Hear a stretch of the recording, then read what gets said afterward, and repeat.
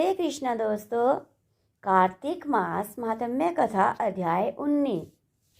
श्री विष्णु मम हृदय में प्रेरणा करने वाले नाथ, लिखो महात्म कार्तिक, राखो सिर पर हाथ।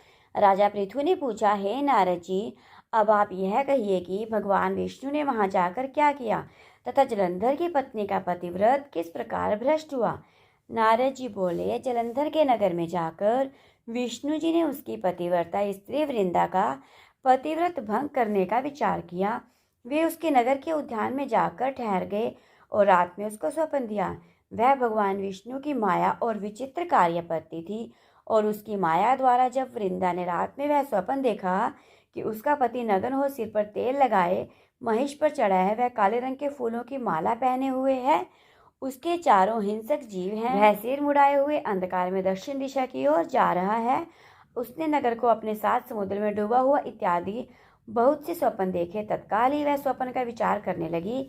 इतने में उसने सूर्य देव को उदय होते हुए देखा तो सूर्य में उसे एक छिद्र दिखाई दिया तथा वह कांतिहीन था। इसे उसने अनिष्ट जाना और वह भयभीत हो रोती हुई छज्जे अटारी तथा भूमि कहीं भी शांति को प्राप्त न हुई। फिर अपनी दो सखियों के साथ उपवन में गई, वहां भी उसे शांति नहीं मिली।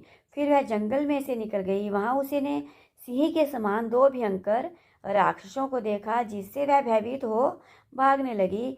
उसी क्षण उसके समक्ष अपने शिष्यों सहित शांत मौनी तपस्वी वहां आ गया। भयभीत वृंदा उसके गले में अपना हाथ डाल उसे रक्षा की याचना करने लगी। मुनि ने अपनी एक ही हुंकार से उन राक्षसों को भगा दिया। वृंदा को आश्चर्य हुआ तथा वह भय से मुक्त हो मुनिनाथ को हाथ जोड़ प्रणाम करने लगी। फिर उसने मुनि से अपने पति के संबंध में उसके कुशल क्षेम का प्रश्न किया। उसी समय दो वानर मुनि के समक्ष आकर हाथ जोड़कर खड़े हो गए और ज्यों ही मुनि ने भ्रिकुटी संकेत किया त्यों ही वे उड़कर आकाश मार्ग से चले गए। फिर जलंधर का सिर और धड़ लिए मुनि के आगे आ तब अपने पति को मृत हुआ जानकर वृंदा मूर्छित हो पृथ्वी पर अनेक प्रकार से दारुण विलाप करने लगी। पश्चात उस मुनि ने कहा, हे कृपानिधि, आप मेरे इस पति को जीवित कर दीजिए। पतिव्रता दैत्य पत्नी ऐसा कहकर दुखी श्वासों को छोड़कर मुनीश्वर के चरणों पर गिर पड़ी। तब मुनीश्वर ने कहा, यह शिवजी द्वारा युद्ध में मारा गया है, जीवित नहीं हो सकता, क्योंकि जिसे भगवान शिव मार देते हैं वह कभी जीवित नहीं हो सकता, परंतु शरणागत की रक्षा करना सनातन धर्म है।